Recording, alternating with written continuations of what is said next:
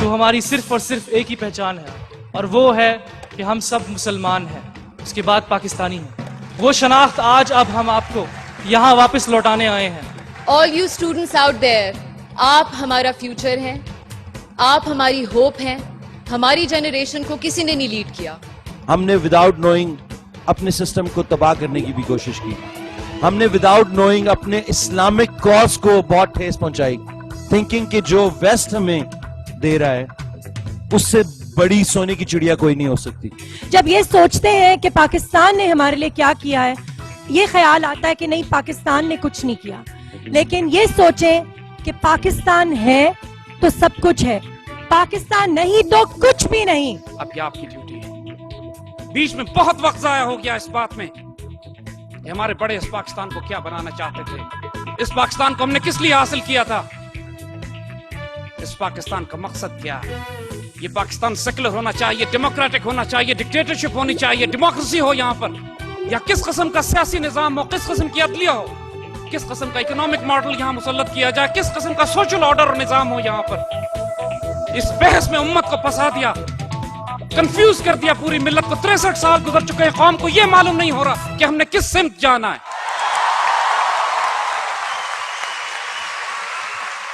The fourth generation وار، جس کے مطابق انہوں نے یوگوسلاویا کو توڑنا تھا، مرکز پہ کمزور حکومت مسلط کی، اس کے بعد صوبوں میں فساد برپا کیا، فیڈرل آرمی کا تصادم کرایا صوبوں کے ساتھ، اکنامک کولیپس، بجلی پانی اور گیس کا فساد، آٹے دال چینی کا بحران، یہ سب کچھ یوگوسلاویا میں کر چکے ہیں۔ اور جب مکمل طور پر وہ ملک خانہ جنگی کا شکار ہو گیا، پھر نیٹو اپنی فوجیں داخل کر کے اس کے اندر ایک پیس ایگریمنٹ کرتی ہے، ڈیٹون پیس ایگریمنٹ، جس کے تحت یوگوسلاویا کو توڑ کر 6 چھوٹے چھوٹے ملکوں میں تقسیم کر دیا گیا۔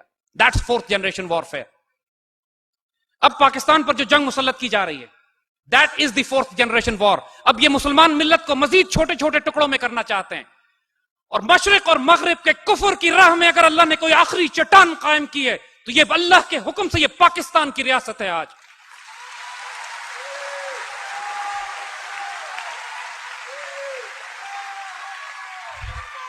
انہوں نے 1948 کے بعد کہا تھا، 47 کے بعد کہا تھا کہ یہ پاکستان بچے گا نہیں، اللہ کے فضل سے ہم بچے ہوئے ہیں۔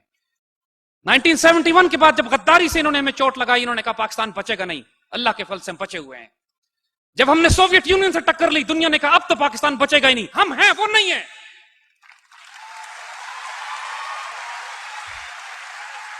جب ہم نے ایٹمی پروگرام اپنا شروع کیا تو ہنری کسنجر لاہور میں آ کے تھریٹ کرتا ہے کہ we'll make a horrible example out of you.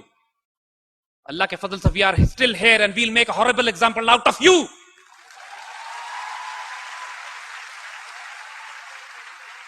انہوں نے پاکستان پر سینکشنز لگائیں کہ پاکستان کبھی ایٹمی طاقت نہ بن سکے۔ ہماری اس جنریشن میں جو 70s اور 80s میں ہمارے بڑے گزرے ہیں، اس میں جو ہمارے سائنسدان ہیں، ہماری تاریخ کا سب سے سیکرٹ آپریشن تھا یہ۔ پوری دنیا میں مسلمان، ہمارے آپ جیسے گریجویٹس، پورے بچے پھیل گئے، اپنی زندگیاں تباہ برباد کر دی۔ ہمارے سینکڑوں بچے ایسے ہیں، ینگ سائنٹسٹ، ہمارے ایجنٹس، ہمارے ISI ملٹری انٹیلیجنس کے ایسے افراد جو پوری دنیا میں پھیل گئے تھے اس وقت پاکستان کے لیے ایٹمی ہتھیار، ایٹمی پارٹس کے پرزے جمع کرنے کے لیے، جو پوری دنیا میں مارے گئے، اور ہم کو آج پتہ بھی نہیں ہے کہ وہ کن گلیوں میں، کن تاریک راستوں میں شہید ہوئے ہیں۔ لیکن ٹکڑے ٹکڑے کر کے یہ چیزیں پاکستان پہنچنا شروع ہوئی، اور کفر کے پورے زور لگانے کے باوجود الحمدللہ 80 کی دہائی میں اللہ کے حکم سے ہم ایک ایٹمی طاقت بن چکے تھے، لیکن ہم نے اس کا اعلان نہیں کیا تھا۔ اسرائیلیز نے، جو ڈیوڈ بن گوریان نے ان کو نصیحت کی تھی 1948 میں کہ پاکستان کی ریاست کو نہ چھوڑنا کبھی، جس طرح ممکن ہے اس کو تباہ کرنا، یہ اس وقت سے ہی ہندوستان کے ساتھ تعاون کر کے پاکستان کو تباہ کرنے کی سازشیں کر رہے تھے۔ 1967 میں جو سب سے بڑی چوٹ ہمیں لگی کہ جب انہوں نے، اسرائیلیوں نے بغیر کسی اعلان کے 3 مسلمان ملکوں کو، ایئر فورس کو اور آرمی کو تباہ کر کے رکھ دیا، جارڈن، سیریا، ایجپٹ، مسلمان ملکوں کی فضائیہ زمین پہ ہی تباہ ہو گئی۔ عید کے دن انہوں نے حملہ کیا جب مسلمان عید منا رہے تھے، اور مسلمان ملکوں کی فضائیہ تباہ ہوتی ہے۔ خطرہ یہ ہوتا ہے کہ تمام مسلمان ملک اب اسرائیل کے قبضے میں چلے جائیں گے۔ پاکستان ایئر فورس سے مدد طلب کی جاتی ہے، پاک فضائیہ کے دستے جاتے ہیں، اور اللہ کے حکم سے ہم اسرائیلیوں کو مار کے گراتے ہیں وہاں پہ۔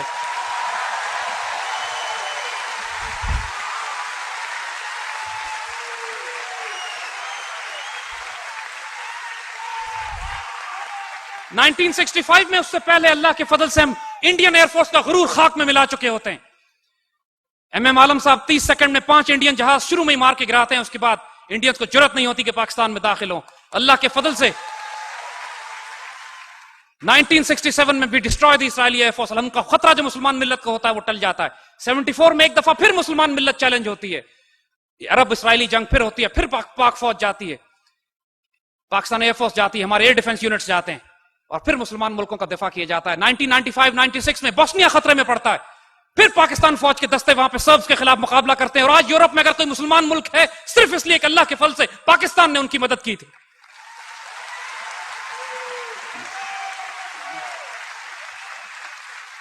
नाइनटीन 81 में इसराइलियों ने इराक का एटमी रिएक्टर तबाह किया। 84 में ये पाकिस्तान का एटमी रिएक्टर तबाह करने के लिए आए थे। उस वक्त हमारे पास F-16 थे, लेकिन F-16 की हमारी इतनी रेंज नहीं थी कि हम इसराइल पे जवाबी कार्रवाई करते और वापस आते। पाकिस्तान ने थ्रेट किया दिल्ली को और इसराइल को, दोनों को, कि हमें नहीं पता जहाज किस तरफ से आएंगे, हमें नहीं पता जहाज की वार्निंग, उसके ऊपर मार्किंग किसकी होगी। हम एक बात जानते हैं, अगर कहूटा पे बॉम्बिंग हुई तो उसके बाद दिल्ली और तल अवीव को हम फ्लैट करके रख देंगे। पाकिस्तान एयरफोर्स के पायलट से पूछा गया कि वन वे मिशन है, वन वे मिशन है, सिर्फ इसराइल पे आप बॉम्बिंग के लिए जा सकते हैं, वापस नहीं आ सकते, कौन वॉलंटियर करेगा? Would you believe it, the entire F-16 squadron had raised their hands, they were volunteering for this.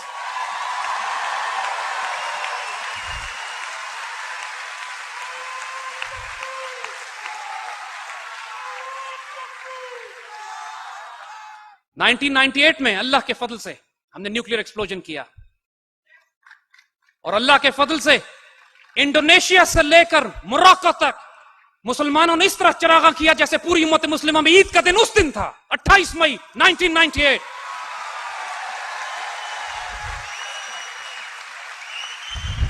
उस दिन फलस्तीन के बच्चों ने इसराइल को मुखातिब करके कहा था, now we are a nuclear power, don't look at the stones in our hands, look at the bomb in Pakistan, we are coming after you. और फोर्थ जनरेशन वॉर जो इस वक्त हमारे पास हो रही है, आए उसकी शक्ल आपको दिखा दें। पाकिस्तान के अंदर एक इनकॉम्पिटेंट हुकूमत, मिसमैनेज इकोनॉमी, ऐसी इकोनॉमी जिसको सिर्फ IMF और वर्ल्ड बैंक चला रहा हो, जिसके नतीजे में आप देख रहे हैं कि रोज बिजली पानी और गैस के रेट्स बढ़ाए जा रहे हैं, मुल्क में फसाद बर्पा किया जा रहा है, इंटर प्रोविंशियल फसाद, सूबों में लड़ाई और तसादुम, तहरीक तालिबान और बलूचिस्तान लिबरेशन आर्मी के दहशतगर्दों को तैयार करके कि पाकिस्तान के अंदर सिविल वॉर इस तरह शुरू कर दी जाए कि ये हंगामा प्रोपेगेंडा किया जाए कि पाकिस्तान के एटमी हथियार खतरे में पड़े हुए हैं, पाकिस्तान की आर्मी पर ISI पे हमले किए जाएं ताकि ये इनकैपेसिटेट हो जाए, और सबसे बढ़कर पाकिस्तान का पानी रोक लिया जाए ताकि पाकिस्तान को रेगिस्तान बनाकर भूख और प्यासा मार दिया जाए। मगर अल्लाह के फजल और करम से 2007 तक उनका यह प्लान बहुत तेजी से आगे बढ़ रहा था। 2007 के बाद पाकिस्तानी पेट्रियट्स ने, पाकिस्तान से इश्क और जुनून की हद तक प्यार करने वालों ने, अल्लाह के रसूल के उम्मतियों ने, वो जिनकी आइडियोलॉजी इस्लाम है, जिनकी आइडेंटिटी पाकिस्तान है, जो सिर्फ सब्ज गुंबद और सब्ज हिलाली से इश्क करते हैं, उन्होंने ये फैसला किया कि इस पाकिस्तान के दिफा में अपनी जान माल इज्जत और आबरू कुर्बान करेंगे इंशाअल्लाह। हमने इसको बनाते हुए 50 लाख शोहदा दिए थे, अभी इसको बचाते हुए हमने 10,000 शहीद भी नहीं दिए।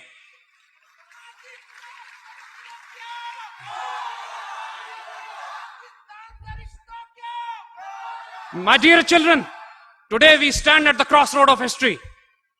आज हम तारीख के इस मोड़ पर खड़े हैं कि हम फिर अपने बुजुर्गों की वही बात दोहराते हैं, it is going to be now or it is going to be never, and we decide to pay all price, any price, जो मर्जी कीमत हमें अदा करनी पड़े इस पाकिस्तान की इज्जत आबरू जान और माल की हिफाजत के लिए, हमें जो कुछ इसके लिए देना पड़े, अपने बच्चे कुर्बान करने पड़े, अपनी कौम को कुर्बानियां देनी पड़े। It's a price worth paying, it's a life worth living, it will be a death worth dying.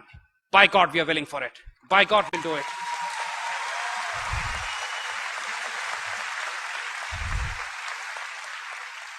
Pakistan में इस वक्त जो सिस्टम्स कायम है, पाकिस्तान का पॉलिटिकल सिस्टम, पाकिस्तान का जुडिशियल सिस्टम, पाकिस्तान का इकोनॉमिक मॉडल, ये तीनों कोलैप्स कर चुके हैं उम्मत मुस्लिमा को 21वीं सदी के तकाजे पूरे करने के लिए। पाकिस्तान में 10 साल हो गए दहशतगर्दी की कैंपेन को चलते हुए, अदालत के जरिए एक दहशतगर्द को भी सजाए मौत नहीं सुनाई गई। पाकिस्तान की इकोनॉमी अभी तक सूद और रिबा के निजाम पर चल रही है। पाकिस्तान में गरीब, यतीम, मिस्कीन, बेवा, मोहताज जुर्रत नहीं कर सकते किसी ताकतवर के खिलाफ इंसाफ लेने की।